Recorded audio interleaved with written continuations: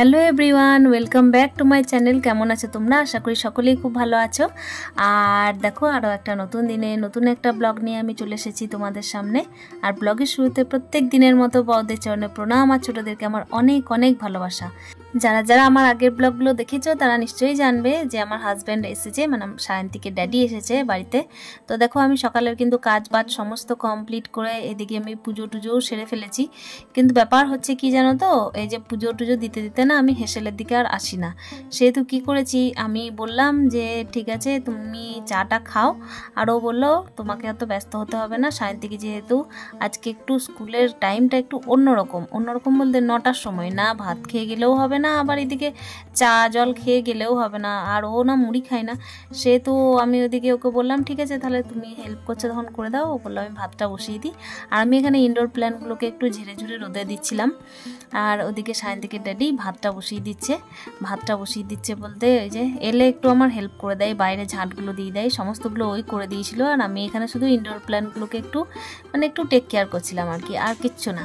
তো দেখো, এখানে সায়ন্তীকে ড্যাডি ভাতের জল টল বসিয়ে একদম বড় হাঁড়ির মধ্যে ভাত বসিয়ে দিয়েছে।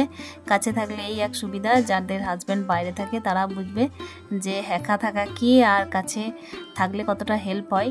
সায়ন্তীকে এদিকে দেখো রেডি হয়ে গেছে, কিচ্ছু না, শুধুমাত্র ডাল ভাত আলু সিদ্ধ করে দেওয়া হয়েছে। আমি এদিকে পুজোটা সেরে ফেলেছি।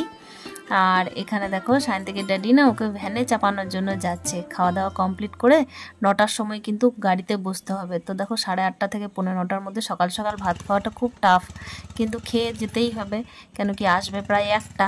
তো ওখানে সায়ন্তী চলে গেল ড্যাডির সাথে ভ্যানে চাপতে, আর আমি এখানে মোটামুটি মুড়ি টুড়ি খাওয়ার জন্য বসে পড়বো, একাই যদিও। তো দেখা যাক। এদিকে দেখো, যেই আমি ইনডোর প্ল্যান্টগুলোকে টেক কেয়ার করছি, তো সেই টাইমে তেলাপিয়া মাছ দিতে এসেছে। মাছ আজকে নেওয়ার কথা ছিল না, যেহেতু সায়ন্তীকের ড্যাডির আজকে শ্রাদ্ধ বাড়িতে নেমন্তন্ন আছে, প্রত্যেকেরই আছে আমাদের, কিন্তু সায়ন্তীকের পরীক্ষা চলছে তাই আমি আর ও যাচ্ছি না। আর এখানে মাছগুলো না আমি ভেজে রেখে আমি মাকে দিয়ে পাঠাবো বলতে মা মাছের টক করে পাঠিয়ে দেবে। আর আমি এখানে মাছগুলোকে ভেজে নেব।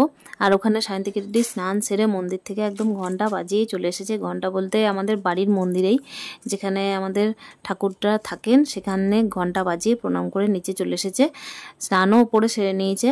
তো ওপরে বলতে ওপরের একটা বাথরুম আছে, তো সেখানেই সেরে নিয়েছে। একতলা বাড়ি যদিও আমাদের, কিন্তু বাথরুম ওপরে একটা আছে এক্সট্রা। তো দেখো এখানে তেল গরম হয়ে গেছে, আর 8টা পিসের মধ্যে 4টে পিস প্রথমে, 4টে পিস পরে দিয়ে ভেজে নিচ্ছি।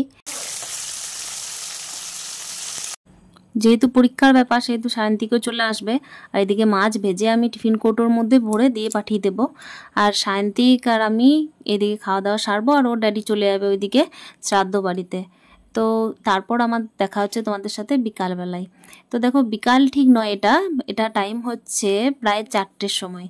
তো সায়ন্তিকের পরীক্ষা সেহেতু কিছুক্ষণও পড়াশুনো করলো দুপুর টাইমে, রাত্রি তাড়াতাড়ি শুয়ে পড়ছে।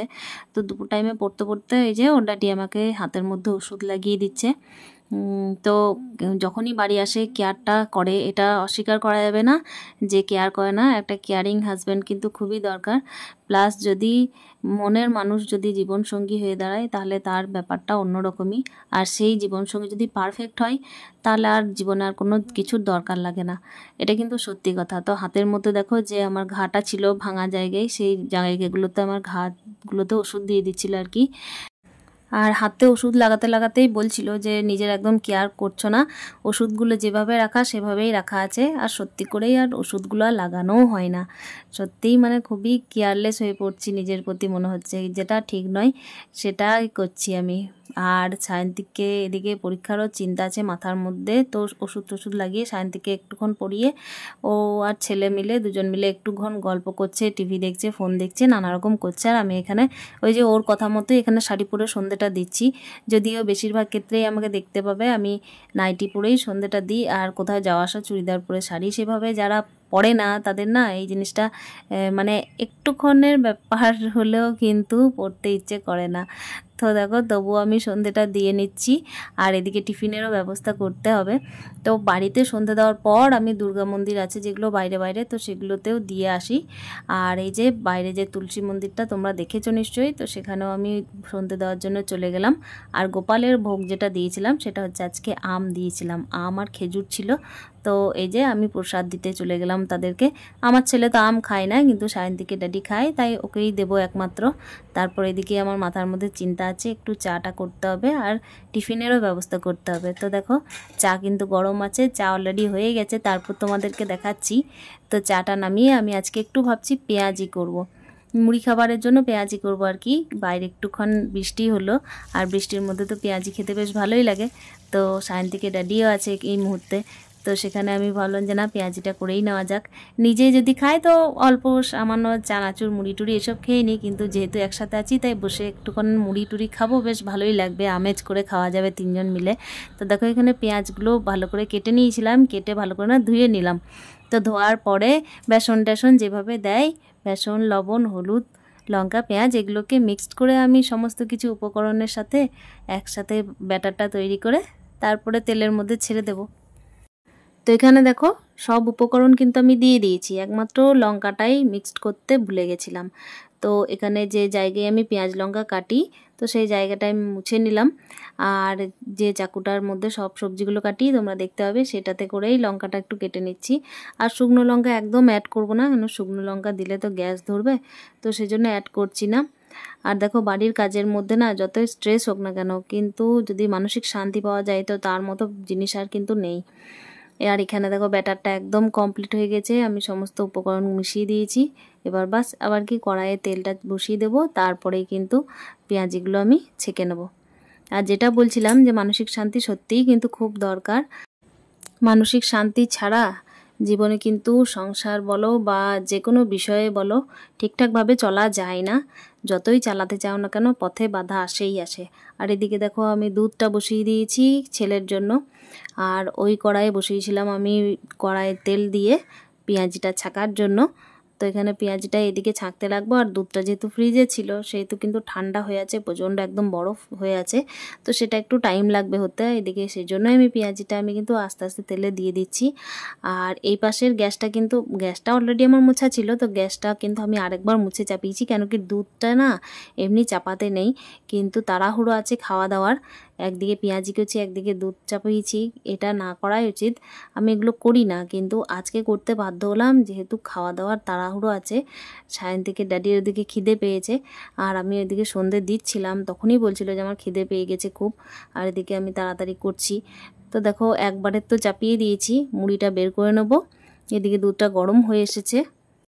যখন একা নিজের খাওয়ার ব্যাপার থাকে তখন কিন্তু সেরম কিছু ভাবনা চিন্তা হয় না, মানে সামান্য চানাচুর মুড়ি টুড়ি বা শশা যা থাকে ফ্রিজের মধ্যে তো সেগুলো খেয়ে নিই, আর সেভাবে কিছু আমি করতে চাই না। আর যখন কেউ আসে বা দুজন মিলে থাকি সেই টাইমে কিন্তু ঘোরাফেরা খাওয়া দাওয়াটা আমাদের একটু বেশি হয়। তো এর মাঝে কিন্তু আমরা যখনই ও আসে তখনই আমাদের কেনাকাটাটা লেগেই থাকে, কোনো ওকেশন বা দুর্গাপুজো হলেই যে কিনতে হয় এর কোনো মানে নেই, আমরা কিন্তু ঘোরাফেরা তারপরে তোমার কেনাকাটা এগুলো কিন্তু করতেই থাকি। দেখো চাটা ঠান্ডা হয়ে গেছিলো, এর মাঝে আমি কিন্তু চাটা আবার গরম করে নিয়েছি। আমি না দেখো চা ছাঁকনির মধ্যে না ছেঁকে এমনিই ছাঁকতে যাচ্ছিলাম, যেটা আমি নিজে করি, তো সেটাই হ্যাবিট হয়ে গেছে। তো এখানে দেখো চাটা আমি না যেভাবে নিজে ছাঁকি সেভাবেই দিচ্ছিলাম আর কি, চা ছাঁকনিটা আনিনি তো ভুলে গেছিলাম, ওই জন্য আবার নিয়ে এলাম। চাটা বসে থাকে তো নিচে পাতাগুলো পড়ে থাকে আর কি চায়ের, তো সেই জন্য সেভাবেই আমি নিয়ে নিই। আর এখানে দেখো বাবা এসেছিলো দোকান থেকে, তো বাবা তো মুড়ি খেলো না, বাবাকে দুটো পেঁয়াজি দিলাম আর চা দিলাম। আর আমার এখানে পেঁয়াজিগুলো হয়ে গেছে অলরেডি। আর ছেলের জন্য যে দুধটা গরম করেছিলাম, তো দুধটা প্রচণ্ড গরম আছে, কমপ্লেনটা গুলে দিলাম। এদিকে তাড়াহুড়ো কেন কি ওকে পড়াতে বসাতে হবে, তো বললাম যে ঠিক আছে এটা ঠান্ডা হোক, ফ্রিজের জলের মধ্যে দিয়ে আমি ঠান্ডা করতে দিয়েছি। আর ওরা বাবা ছেলে মিলে দুজন মিলে কিন্তু বেশ আয়েস করে ভূতের গল্প শুনছিল। এখানে দেখো চা মুড়ি পেঁয়াজি আর সাথে গাছের আম নিয়ে বসে পড়েছি, আর আমাদেরকেও বলছিল তাড়াতাড়ি বসে পড়ো। তো চলো সন্ধ্যের টিফিনটা সেরে ফেলা যাক। এই যে ছেলেও চলে এসেছে। তো এদিকে আমার সন্ধে টন্ধে দিয়ে ওদেরকে খেতে দেওয়া হয়ে গেছে, খেতে বলতে টিফিনটা দেওয়া হয়ে গেছে। আর ওরা বাবা ছেলে মিলে একটুখানি টিফিন খেয়ে তারপরে দুজন মিলে যে ভূতের গল্পটা শেষ করেনি সেটা দেখতে বসেছে। তো আমি আর ব্লগটা কন্টিনিউ করব না, ইদানিং কিছুদিন থেকে ব্লগের টাইমটা আধ ঘন্টা আগে পিছনে হয়ে যাচ্ছে। তো একটুখানি অ্যাডজাস্ট করে নিও, যেহেতু পরীক্ষা তো সেহেতু ডিস্টার্ব হচ্ছে একটু। আর একটু ফ্রি হয়ে যায় তারপর নিশ্চয়ই দিতে পারবো টাইমে ব্লগ। আর তার আগে বলে রাখি যে যারা আমার ব্লগটা প্রথম দেখছো তারা অতি অবশ্যই যেন আমার ব্লগের সাথে থেকো, পাশে থেকো, পুরনো বন্ধুরা আমার পাশে থেকো। একটু যদি ভালো লেগে থাকে তো সাপোর্ট করো। সাপোর্ট বলতে দেখো ব্লগটা, ভালো লাগলে লাইক করো, চ্যানেলটা সাবস্ক্রাইব করো, আর একটা কমেন্টের মাধ্যমে জানিও তোমাদের ব্লগটা কেমন লাগছে। তো ব্লগ আমি আর কন্টিনিউ করছি না, দেখা হচ্ছে নেক্সট ব্লগে। ততক্ষণের জন্য স্টে হ্যাপি উইথ হ্যাপি মন। ভালো থেকো, সুস্থ থেকো, টাটা।